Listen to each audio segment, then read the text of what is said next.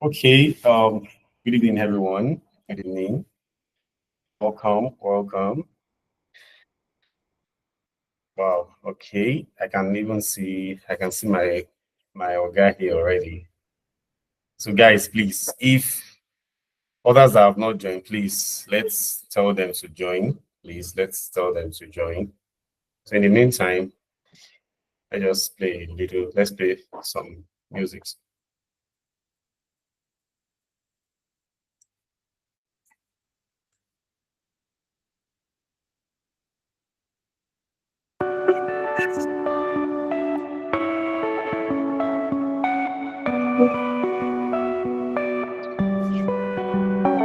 Now who go there by your side if you walk out through fire?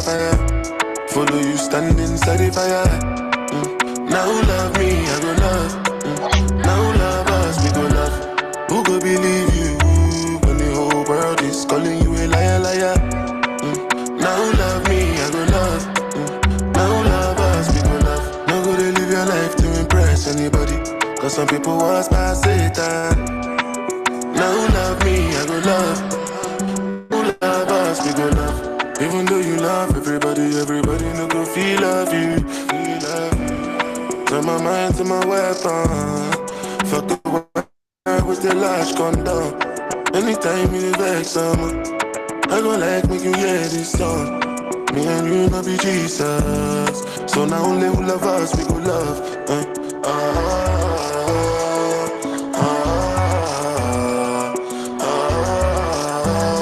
So now only who love us, we go love.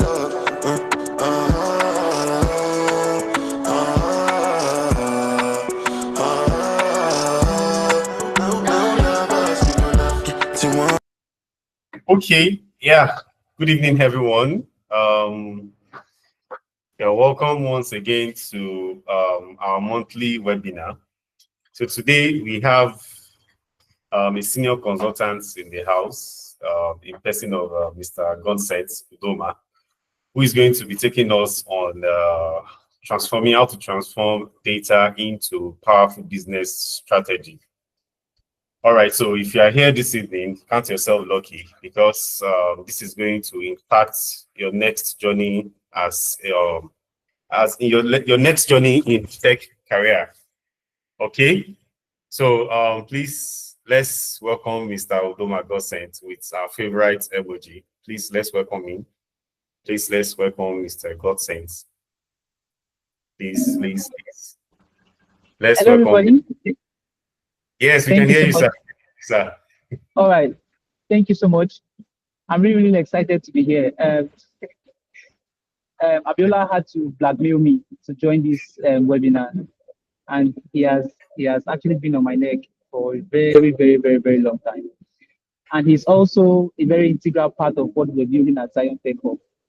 And there are some kind of people that when they ask you to do something, you just cannot say no because of how much they have also invested in what you're doing. And I'm really very excited to see what he's doing. I'm very excited to be here with every single one of you. And I can assure you that at the end of the section, you're going to be living with something really bad. I always like to share my journey, right? My data analytics journey. It's been a very short one, but it's really been very impactful. And I like to inspire people with it. The point is that you don't have to spend 10 years in the industry to make a mark. Someone made a post very similar to that ideology 2 days ago on LinkedIn, right? And I believe that hard work actually compresses time. And so some people will say, oh, you need 10 years to become a healthcare consultant, you need 10 years to become an expert. That is true. Growth follows process, and you cannot beat process. But there's also something that can compress process and compress time, and that thing is hard work, right? And so I'm going to share my journey like I always like to do. And my journey is also going to hover around the concepts of the discussion today, which is transforming raw data into powerful business strategy and insights. I'm also going to share from my experience what I've seen in the industry, right? Very funny experiences. And I'm really excited to be here once again. All right. So my name is Godsent Ndoma, like Abiola said, and I have a background in medicine and surgery. Whenever I tell people that I have a background in medicine and surgery, people are like, "Are you serious? So what the fuck are you doing together?" Um, During the COVID-19, the whole world was locked down, including medical professionals who were actually supposed to be at the front line combating the virus, right? We were also in the run. We're also hiding. The reason is because we didn't know what to do. We didn't know how to address the situation. And for us who were students at the time, I was still a student at the time in medical school. And I was in my hostel. I wake up every morning. I'll stay at home. I'll sleep. I was just at home. That was the time I watched Game of Thrones. I watched Game of Thrones all the 8 seasons, right? And I didn't know what to do. And I started asking myself some questions. I was like, there should be more to medicine than what we know right now. Because how come our consultants, our professors, our virologists, everybody is helpless. Everybody's running and covering face masks. Why can't we attack this virus and bring this pandemic to an end, right? And then, of course, that question was not answered, but it was a curiosity that I had in my mind. And then after the COVID-19, we went back to school, and I was going outside my school gate one day, and then I saw a banner. It was a banner for an inaugural lecture, and that inaugural lecture was by Professor Joseph Imobudu. The topic of that inaugural lecture was predicting cholera outbreak in Somalia. So when I saw the theme of the inaugural lecture, I got angry. I was like, predicting cholera outbreak. So why did you predict COVID? Because I feel that the major reasons why we're severely hit by COVID was because we're not prepared for the pandemic. So if there was a prediction mechanism to tell us that when the world is going to be hit by the pandemic, we would have been better prepared, right? But there is nothing as such. And you're coming here now to tell us that you are predicting cholera outbreak in Somalia. The theme of the inaugural lecture got me really angry. And I said, I want to attend this inaugural lecture. I want to see what this man has to tell us, right? And I attended the inaugural lecture. I saw the professor using a very beautiful dashboard. I guess he built that with Tableau. He was explaining the geographical spread of cholera from Somalia, the number of people affected, suspected cases, suspected confirmed cases, talking about laboratory testing and every other thing. And then towards the end of the webinar, he said something that really, really caught my attention. He said that a cholera outbreak hit Somalia 45 days earlier than we predicted. And I'm like, wow. So, Prof, they actually predicted that this virus is going to hit. The cholera outbreak was going to hit Somalia. And it was very close. You almost got it correctly. 45 days. Wow. And so I said I was going to discuss with him at the end of the webinar, at the end of the inaugural lecture. So at the end of the inaugural lecture, I walked up to him and introduced myself. And I said I was really interested in everything that he had said. And then that was the first time in my life I heard the word mental health expert. He told me he was a mental health expert and that he was a healthcare data analyst. And I'm like, wow, we didn't know anything like that, right? And so I went home that day, I did my own research. That was where my journey started, right? And then I said that I wanted to become a data analyst. When I finished my learning journey, I was taught by a mentor in the UK. And when I finished that very arduous learning process, it was 45 days, but we did it every single day for 45 days. I was not missing any session. The training was free, but it was on the condition that if you miss any day, the training ends automatically, right? And so, although I didn't pay with my money, but I paid with my blood, trust me, I would have preferred to pay for the training and decide that it should be maybe twice a week or once a week or 3 times a week. But for you to tell me, oh, don't worry, don't pay for the training. But if you miss any day, don't bother showing up the next day because the training has ended for you. And so every single day I was showing up tired, hungry, scared, unclear, because sometimes I didn't got angry. Why am I being learning business analysis? Right? This thing wasn't really making sense because I come from a non-technical background. Not like most of you who actually might come from statistics or maybe computer science and might already be exposed to this thing. Funny enough, I started with Python, right? My mentor said I should start with Python. And so I started learning Python. I didn't even know what we were doing there. I have to keep showing up every day. I have to keep on pulling the strings, right? And then eventually it started to make sense. And then when I finished, she said, okay, Godsent, it's time for you to take an internship, right? Go on LinkedIn and start building go on LinkedIn and start building a community. This was in 2023 February. It was telling me to go on LinkedIn and start building a community. I went on LinkedIn. It was really very difficult. I didn't understand what was happening there. But my mentor said, just stay there, keep showing up. It will make sense. And then I kept showing up. And then, of course, I think right now we have one of the largest tech community in Africa, right? And it always pays off to show up this beautiful. And so I started my journey first as a financial analyst with Opticom Finance Limited in Lagos. We're doing like more like an internship. And that was when I started seeing how data can be translated into impactful insight. And I've also had the privilege to consult for different institutions and companies around the world. Right, my company is currently consulting for Gina Table in Australia. They currently are expanding to the United States. We are also consulting for Region Labs in the United States. We are also consulting for several companies in Rwanda and South Africa. Right, and then of course in Nigeria, here, my company is the one consulting for the Ministry of Raw Materials and Research Development Council in Abuja. And we have had privilege to also lead very groundbreaking policies in that area. And then we are also training. We are doing the corporate training for Anambra State Inland Revenue Service right now. And I've learned a lot during this very short period of time. Remember, I said I started my journey in 2023, February 23, right? And this is what 2025. So basically, we are going to say 2 years, right? And then people say, oh, Godsent is an expert. And what I've been able to learn in this short time, like I said, is work. You have to put in the work every day. So Abiola Lawal belongs to our WhatsApp community. So we have a community, several communities, and it's one of those communities. He's going to tell you that I'm always the last person to sleep, and sometimes I'm the first person to wake up. So I sleep sometimes about 4 a.m. and I wake up at about 7 a.m. So I have a routine. It's a routine for me, except if I'm sick or except if I'm not breathing. Otherwise, as long as I'm healthy, I must read for at least 3 hours every single day. And basically, what am I reading? Of course, we want to become data analysts, we want to become experts, we want to be able to. If you ask anybody here on this call, how many of you want remote jobs, international remote jobs? Everybody's going to raise up their hands because basically everybody is tired of earning in naira. It doesn't make sense anymore, right? And if you're earning in dollar and you're spending in naira, I don't think there's any other luxury like that, right?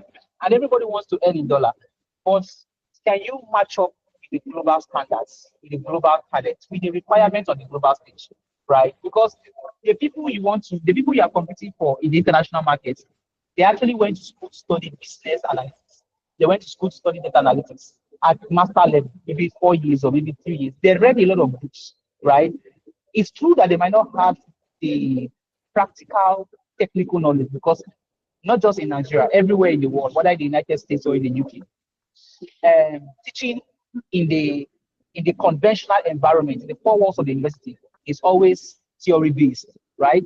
And so a guy who actually studied data analysis or data science in the university, maybe in the United States or in UK, might not have so much in-depth knowledge as a guy who has been practicing and practicing and practicing. But if you want to be an expert, you have to create a balance. What does it mean to create a balance? You have to create a balance between technicality and soft skills. And let me come back again. If you want to be an expert, you have to create a balance between technical skills and soft skills. So if all you know is how to build a fancy dashboard, you're not a data analyst, you're a technician. If everything you know how to do is to build a fancy, fine dashboard, you're not a data analyst, you're a technician. And in my career, I've seen a lot of data dashboards, a lot of dashboards that are not solving any problem at all. These guys are just building and building and building. And I think that is the center of the conversation today. The conversation today is how do we turn raw data into actionable insights, right? That drive phenomenal growth for businesses. I have a model. I call the model the 4D model, right? I have a 4D model, and the 4D model is also centered around a framework that is called the 3W model. Now, we are going to start first with the 3W model. What is the 3W model? The 3W model is simple. For anything to qualify into your dashboard, for any chart to qualify into your dashboard, it must pass the 3W test, right? So I used to tell my people when I train students, I will tell them, I say, it's like passing the data, it's like passing the business question, right? A litmus test. Does it turn blue or does it turn red? If it turns blue, ask it of this, right? Or red, as the case may be. So for any chart to qualify on your dashboard, it must answer these 3W questions. What's the first question? The first question says, why should your stakeholders care? So if you're building a chart, let's say you're showing top 10 regions by sales. Because every time I see a sales dashboard, I'm always seeing top region by sales. Everybody wants to show top region by everybody wants to show bottom regions by bottom. For you to actually analyze that, why should your stakeholder care about that? First question. Second question is, what is the potential impact? Okay, now you're showing your stakeholders top 10 region by sales. You're showing them sales trend across the year. What is the potential impact of that line chart showing sales trend across the year?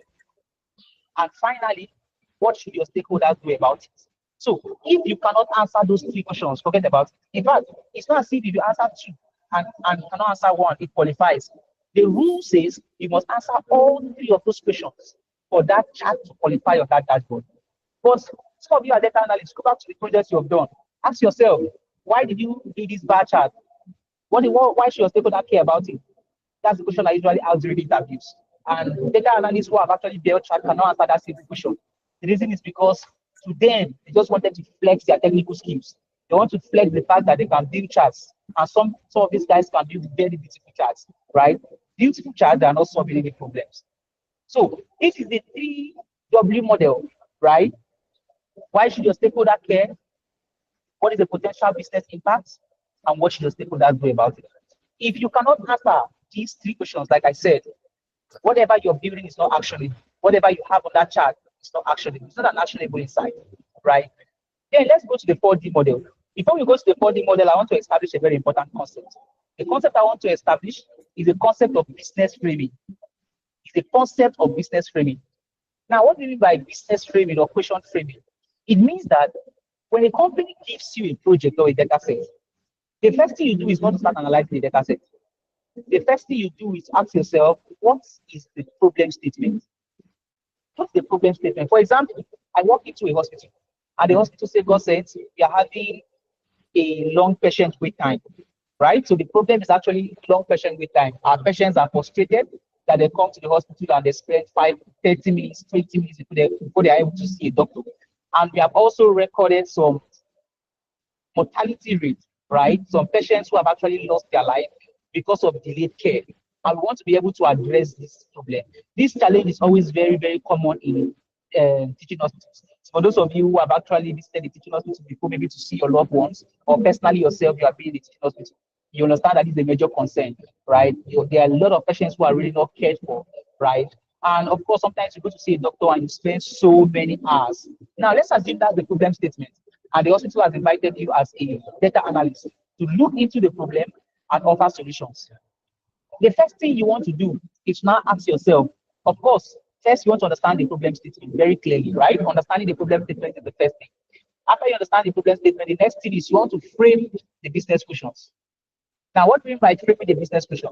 We mean to say you are asking questions that, if answered, address the problem statement. And all those questions we are asking will be answered by a chart. And those charts will be tested on the 3W model. Of course, I've talked about the 3W model already. So now let's go back to the 4D model. And we are in number 2. In number 2, we are talking about the business framing. Now, let's go back again to the scenario we are creating, right? If I'm framing a business question, I'm going to ask myself, for example, right, considering the scenario we are currently understudying, I'm going to ask myself a question. When is the patient influx time? So I want to see the peak patient influx time. So why am I asking peak patient influx time? The reason is because I want to see the day of the week or the time of the day of the week and the time of the day when we have so many patients in the ward, where we have so many patients in the hospital, right? I want to be able to, so that's the business question. So the business question is number 1, what is the peak patient influx day and peak patient influx time? First question. The next question I want to ask myself is, what is the doctor's schedule? I want to see the doctor's schedules. What are the doctor's schedules across the week, across the days, across the time? Now, if you analyze the data sets, for example, this is a typical project I've actually done, so I'm just sharing my experience. If you analyze the data set, for example, you might realize that there is a mismatch between doctors' scheduling and the peak patient influx time. What that might mean is that maybe the hospital is just saying, okay, every single day we are going to deploy 10 doctors, and then we are going to send 2 doctors to accident and emergency. We are going to send 2 doctors to nephrology. We are going to send 2 doctors to internal medicine, right? And they are just doing that out of, what shall I say? Guess what? They are not looking at the data to make that decision. They are not looking at the data to actually see how to optimize operational efficiency. Now, when I finish analyzing my data, I'll now realize and say, okay, see, come, we have the peak patient influx time on Thursday and on Sunday, for example. I'm just giving an example. Thursday and Sunday are peak patient influx time. And 6 p.m. to 8 p.m. is actually the peak patient influx time. Okay, Thursdays are the peak patient influx day, and then 6 p.m. to 8 p.m. peak patient influx time. What do I now do with this data? I'll now also look at the doctor scheduling. I want to see the way doctors are scheduled across the various days. And you might see that the hospital has scheduling doctors. It's not taking notes of these insights that have been generated from this data, right? And so I'll now recommend to the hospital management. I'll now say, see, we have so many patients on Thursdays and on Saturdays around 6 to 8 p.m. So let us deploy so many doctors, right? So before we're sending 2 doctors, now let's send 5 doctors. And I also want to see what department is generating the highest patient influx, right? So maybe you do your analysis and you realize that the department that is always having high patient influx is the accident and emergency unit. So you want to tell the management and say, okay, see, let's send 12 people. You are sending 2 doctors to accident and emergency unit on Thursday and Friday, right? Like all other days. It's not that does not work. Thursdays and Fridays are peak patient influx day and time. And so let's send 7 doctors to the accident and emergency unit, which happens to be the unit with the highest peak patient influx time. So you see, you solve the problem. The problem now is as a result of the fact that there is a mismatch between the peak patient influx day and time and the doctor scheduling. Now, this is why business framing is very important. Or people call it business framing, some other people call it patient framing, however you want to call it. But it's very important that you're asking yourself questions that, if answered, like I said earlier, address the problem statement. Right? Now, we're looking at the 4D model. We have talked about understanding the problem statement clearly. We have also looked at the business framing. Of course, before the business framing, we also want to look at the available data, right? What is the available data? Sometimes the more information you have, the more insights you're able to uncover, right? And then, of course, I always used to tell people that how much insight we're able to extract from the data is very, very dependent on our context of the data, how much domain knowledge we have. And that is why he said, I'm a healthcare data analyst. Of course, that is actually my niche, that's my domain. And I want to be in the healthcare industry because of my background in medicine and surgery. So when I look at the data, I see beyond numbers, I see beyond strings, I see the patient while that is lying on the bed. The data tells me so much about the patient. You who don't have a background in medicine might not be able to extract that much insight from those data, right? However the situation is, it's very, very important, like I said, to understand what the business question and what the business problem is. Now, we are talking about how do you develop these skills? How do you develop these skills? I don't know. Even at Zion Tech Hub, we don't teach people soft skills. What we do is we talk more about the technical aspects. And that is why for you to be a balanced data analyst, right, you must be able to communicate clearly. Yes, you must be able to develop your communication skills. One of the books I have read, all these things I've told you now, I read them from books, right? They are not taught in boot camps. So which means that after your whole boot camp training, you also have to extend your knowledge by reading books. I'm going to share one of my favorite book with Abiola Lawal at the end of the section. That book was written by Brent Dykes, Effective Data Storytelling. That book is going to teach you chapter page 131 to page 157. It's going to teach you about all these things I've talked about. And chapter 5 is going to tell you in-depthly about the foundation of data storytelling. How does the foundation of data storytelling rest on every single thing that we have talked about now, right? And so, like I said, it's important for you to read this kind of books and then see how you apply this to your knowledge. There are still a lot of things I want to talk about, but I think I'm going to stop here and take feedback from you. Again, I like my communications to be bi-directional. So when I talk to you, I also like you to talk back at me. Abiola Lawal, if that's okay, I'm just going to pick people from the call at random. All right. Thank you very much. Thank you very much for that insightful presentation. So I believe that we have actually learned a whole lot of things. It's a lot of powerful messages that you've sent across this evening. Okay, so yeah, you have the permission to call on people. All right, thank you so much. I saw somebody. Yeah, Bello Happiness. Hello, Bello Happiness. Can you hear me?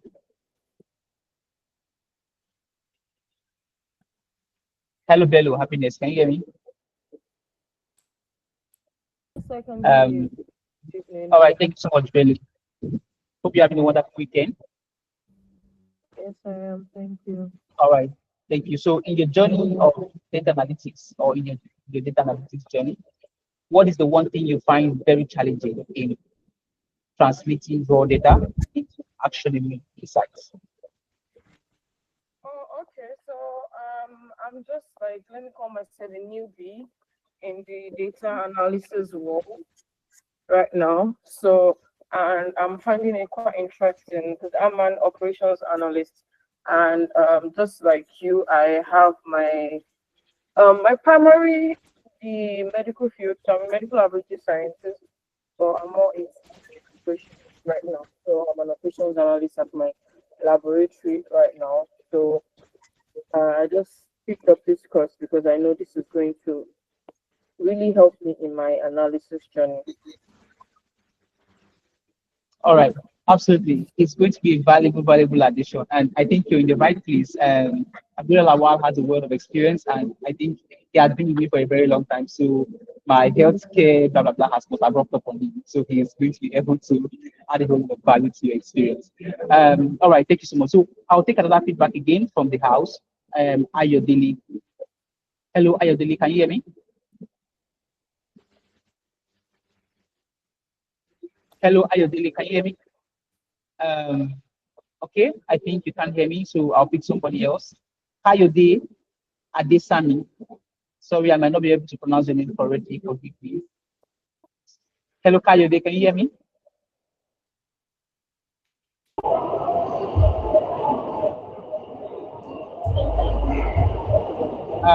All right, so Olisa or Olise. Yes, good afternoon.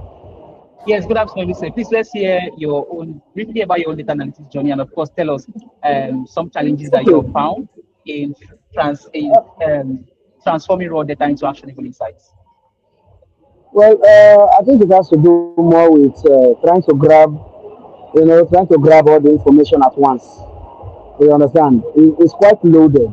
It's loaded, and I'm a person that I've always wanted to be someone that will be able to explain to business because my background is business. Explain in clear terms in the graphs and pie charts and all of them in business so that the person sees it raw. So that is one of the biggest interests why I said let me come into this data analysis thing because I believe that it has a way of making business look okay and simple and helping the owner of the business to succeed in every way possible. But my challenge now is trying to grab all this information at a blow. Mr. Lawal actually has done justice to the lectures. I'm one of the students. He has done justice to the lectures, and it's quite frustrating if sometimes we ask questions and people are not really trying to catch up. But the message comes at the end of the day when we go back and watch the videos or watch the recordings. We begin to pick those information. It begins to sink in one at a time. So I believe with time, this challenge I will subdue it. I believe it I will subdue it. That's why I think having one-on-one discourse like this one now, will help. Like I joined in a little bit late because I was at the business place here before I just let me get my laptop.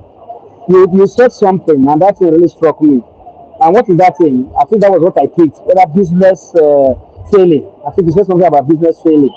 So I was amazed how you were able to like break it down to using the hospital space as an example, how patient influx time, how to be able to bridge the gap for doctors to be stationed at each places. Now, what are you trying to do? I think you are trying to save people's lives using data analysis. Because if the data is pure and clear, the owner of the hospital, if it's a private one, should be able to know that the 5 doctors he has is not enough. So by the time this database is well spread to say, okay, associate point 3 should be here, associate point 4 should be here in terms of doctors, it goes a long way to help the hospital and save human life. So I was impressed. So it's a kind of jumped up something in me to say, this is something worth learning. It's something worth knowing. It's something I should put every effort into. So that's why I feel the challenges I can surmount. It's a question of time. Yes, absolutely. I agree with you. I concur with you. Just like what I said, it's about iterations. If you want to if you really want to be good, it's more and more. And you do more projects, you solve more problems, and you build a community. Of course, I think Rotech has actually provided a community for you guys to collaborate together. So find someone that's also very interested and passionate about learning like yourself, and then you guys can form a pair and say, okay, and say, oh boy, let's be doing one project every 2 weeks, right? And then, of course, there are so many data sets. Reach out to Abiola Lawal. Abiola Lawal will share more and more and more data sets with you, and then you keep on working. For every project you do and complete, you get better, and then you're going to get to a point where you can just see the data sets and then you just start dissecting it as, okay, this is what we need to do. Because basically, exactly. yes, basically what my job is most time as a consultant, when I'm invited as a consultant, I just come and tell the company, I say, okay, this is the problem you're trying to solve. Okay, what data do you have available? And they tell me, I say, okay, this is the data they have available, this is the data they have available. And then I look at the problem statements, I look at the available data, and then I match up the two. I say, okay, let's do this, let's do this, let's do this. And then we solve the problem. So yes, this comes with more and more learning and practice. And like you have said, and we have agreed, you're definitely going to get it. So congratulations on your learning journey. We are rooting for you out there. We want to see how far you go. Thank you so much. And I would like you to like you said that we should endeavor to read some books connecting us to data analysis. So appreciate if you would give Mr. Lawal some of these books or give him an idea where these books can be found. Then let's get it. For those of us that are very passionate, get it and then dive deep. Because I believe, like when I asked Mr. Lawal some time ago, I asked him, I said, how did you get all these things into this small packet called the brain? He said practice, constant learning. So I agree with you when you say that those books will kind of driving the message from time to time, and then classes like this also driving the message of collaboration with driving the message. I agree. So please do us that favor and let him have some of these books. Let us go and buy, and let's do justice to this. All right, thank you so much. Abiola, please reach out to me at the end of the section. I'll share some materials with you. Okay. I appreciate you, sir. Thank you so much. All right, so let's take the final review. All right, thank you. Let's take the final review before we go back to the final section and the second half of the section and wrap it up. Peace Sunday, can you hear me? Hello, Peace Sunday, can you hear me? Hear you. Good evening. All right. Yeah, good evening to you, Peace Sunday. Please share your data analytics journey with us and tell us the challenge you're having in translating raw data into actionable insights. Okay, I'm still a newbie here. Let me just say 2 months, and I'm actually done with my training, so I'm currently on the internship. To be honest, it's very difficult. Like I'm still trying to understand if they should give a data set. I'm still trying to figure out the kind of data sets that it is, and I'm having issue with the modeling. I'm having issue with SQL. I'm still trying to figure it out. I mean, all right, so this is the thing to do in trying to figure it out. Olise, can you please mute yourself? I think there is noise coming from your end. All right, thank you. So pick one project at a time. Pick one tool at a time. If you try to see the way you're talking now, I'm trying to do data modeling, I'm trying to do SQL, it will scatter your head. It will scatter your head. So, and then eventually you'll be frustrated and you just be like, oh, this thing is not working. Just say Excel. Tell yourself and say, this week, I want to learn Excel. Go back to all the recordings of all your Excel class. Forget about everything else. If you go to LinkedIn and let everybody on LinkedIn be shouting AI, chat, Python, don't answer them, block your ear. Just pay yourself and say, this week is Excel. Go back to all the recordings, watch all the recordings. Alex Freeburg is also a good resource. Watch some of his own videos he has on YouTube as well. Augment that with your classes. And of course, one of the advantages you have is that you have somebody you can always reach out to when things get challenging. You can reach out to Abiola Lawal and say, oh, Abiola Lawal, I was trying to do this and it was not clear. And like I said, always form pairs or cliques within your community. Look for people who are also passionate about learning and interested about data analytics like yourself, right? And tell yourself, let's work on project. What I used to do in my early days, I'll post a project on LinkedIn, right? That time I didn't even have as much connections as I have right now. So I'll just post on LinkedIn and say, oh, I'm working on a sales project from blah, blah, blah, blah, who wants to join me? I will have like two people who say, well, going to see that they're interested, and then I will share my WhatsApp contact with them, we'll create a small WhatsApp group, and we'll share the data. And say, what do you think about the project? So all those communications I was having in the early days of my journey, they were shaping my thought patterns, right? And they were helping me become a data analyst. So you want to become a data analyst as well, you have to learn to collaborate with other people, right? In fact, when you're filling your CV, there's in the soft skill section, one of the things you're going to feel is team collaboration, right? Teamwork and collaboration. If you are a newbie and you're looking for a job, maybe as an intern or as an entry level data analyst, and they ask you to talk about your teamwork and collaboration, you have to be able to tell a story and say, oh, how I learned data analytics was working in teams. I'm going to share the project on LinkedIn. I will invite people to join me. I'll collaborate with these diverse people from different backgrounds, and then we're going to work on this project together. The recruiter is going to be very excited that you understand what teamwork and collaboration means. But a lot of people just go and copy from ChatGPT, teamwork and collaboration, and put on the chat on the CV. And by the time you ask them, and me, I'm the kind of recruiter that will ask you to share your experience. Okay, you say you have an experience in teamwork and collaboration. Okay, tell me. Well, tell me about the time you collaborated with someone. Tell me about the time you played as a team player, right? And a lot of people, the story don't add up. Sometimes they'll be stammering. And when people begin to stammer when they're telling their story, it means the story is not true, right? So these are all the things that you also have to really, really do. Now, just to add a simple, like I said, focus on one tool at a time, trash it out, do a project on it, either one project or two projects on it, before you now move to the next one. Don't try to take everything all at the same time, right? That's one of the best. Yes, yeah. So I'm trying to like figure out. I want to, because I think like but data analysis is very broad. So I want to like choose a particular niche that I need to belong to. I actually studied I studied public admin, and I have no knowledge about data, computer science, or any other thing. So I studied public admin, and I have another question too. So they are saying that they can't employ anyone with the certificate of OND because I've not studied my HND or BS yet. So the qualification I have right now is OND, and I studied public administration. So I want to like choose a particular niche. I don't know if you can like talk about that particular niche that I can belong to. And also, please, I would like you to like recommend a book too that I can get so I can be reading about it too. Okay, so first let's talk about your OND. I've seen a lot of people get data jobs without the certificate. Me personally, I have hired a lot of people without the certificate. In fact, when I'm hiring data analysts, I don't ask whether you have a degree from Harvard or a degree from UNA. I ask about what you can do and how much value you can add to my company and the project you're building. And I think that's actually one of the best ways to hire, right? So you have to be very outstanding in what you're doing, right?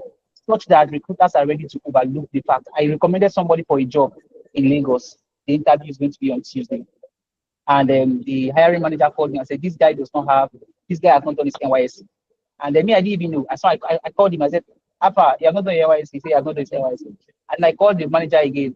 I said, don't worry, give him a chance. The manager said, yes, I'm going to give him a chance. I've gone through his project, and the guy's project is really, really good. So there is a way you're very, very good and very competent, and people are able to overlook some things and say, oh, OND, okay, no wala. Oh, no degree, okay, no wala. Oh, drop out, okay, no wala. The reason is because you're good at what you're doing. And then niching down is a function of two things. So there are two criteria you have to check before niching down.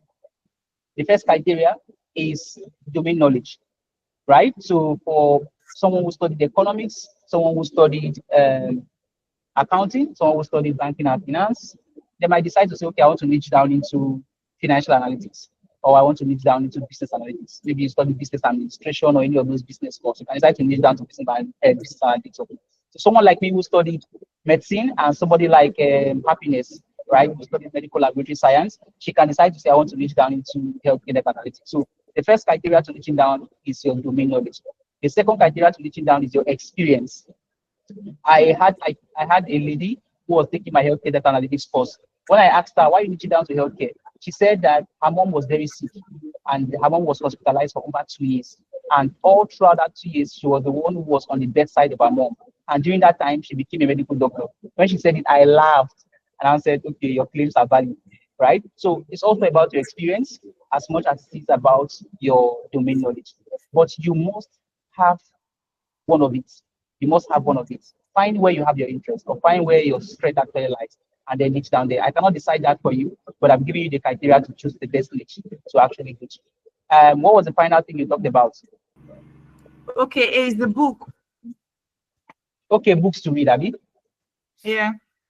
All right, so I've said I'm going to send a lot of materials to, not a lot of materials, one book at a time. I'm going to send one book to Abiola Lawal, and then he's going to share that with you. That book is actually very powerful, and it's going to expose you guys to so much. All right, so finally, let's wrap up, because I think, Abiola, we have the hackathon finals by 6 o'clock, so I'll have to join Professor Basil from Okay. Cyprus. All right, Okay. so as a closing remark, there is a whole lot of benefits here in this career.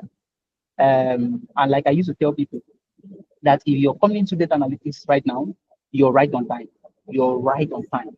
The reason is because, and there are still a lot of opportunities. So don't believe the noise out there that people tell you that the career is saturated. The career is not saturated. My company did a research about companies that are actually leveraging data, informed data-driven decisions to drive, um, to make leveraging data to make informed decisions. And we realized that only 31% of companies are actually doing that, which means that a bulk of 69, 70% of companies are yet not using data to make decisions. So which means that we have 70% opportunities left for us, right? So there are a whole lot of opportunities, a whole lot of opportunities. So what you need to do is become aggressive with your learning. Become aggressive with your learning. As you finish learning, start applying for internships, right? Look for on-site companies where you can go and intern, find a way to keep learning, actively on LinkedIn, connect with new people, invite people to collaborate on projects with you. The idea is for you to keep learning and keep growing. And when you feel confident enough, start applying for jobs, right? And then, of course, building your own community, doing as much as you can. And before you know, you can, it's always, like I said, you start local, you start doing one or two projects here, doing internship here. Before you know, you're going global. You start, companies are hiring you from the United States, hiring you from UK, and you're making cool cash. So the journey is interesting, the journey is fascinating. And of course, growth is not always linear. Growth is sinusoidal.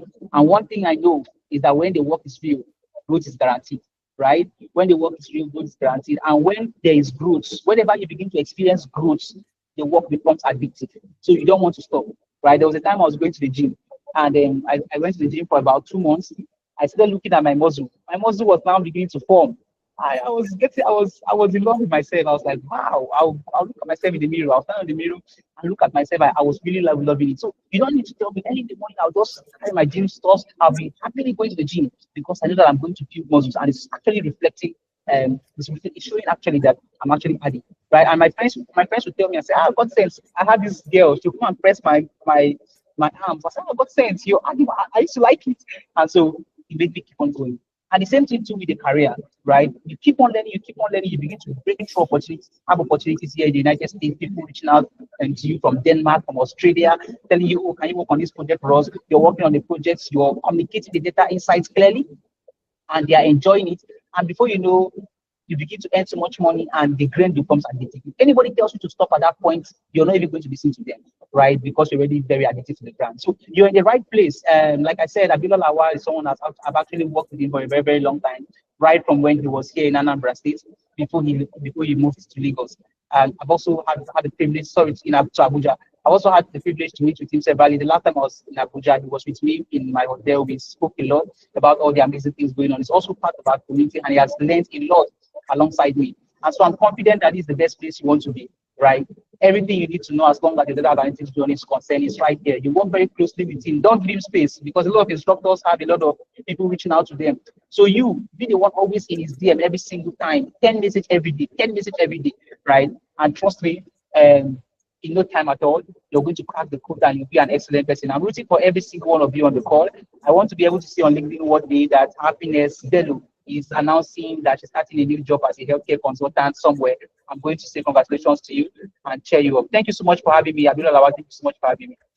Yeah, thank you. Wow. Honestly, I have a lot of questions, but it seems you hacked my database and got all the questions that I actually wanted to ask because you were just on point with everything.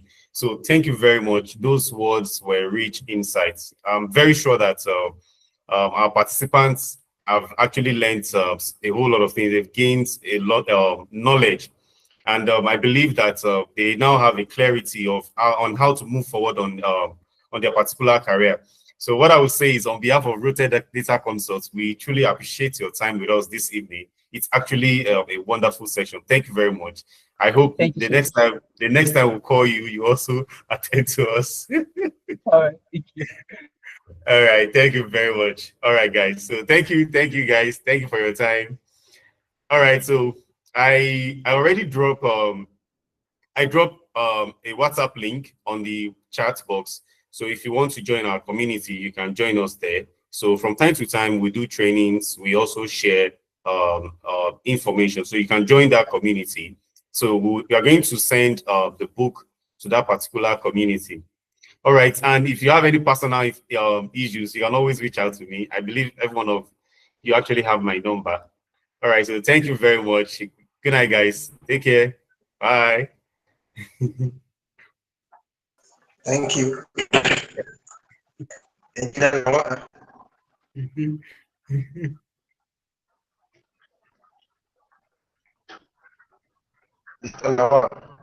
Well done, Yeah. sir. Yeah. Well done, sir. Well done, sir. So impactful. I so loved it. So Yeah. Yeah. impactful. Yeah. You're welcome, sir. Well done, well done, well done. It's a great Yeah. job. Yeah. I believe I will soon be like you too, very soon. You'll be better than me, sir.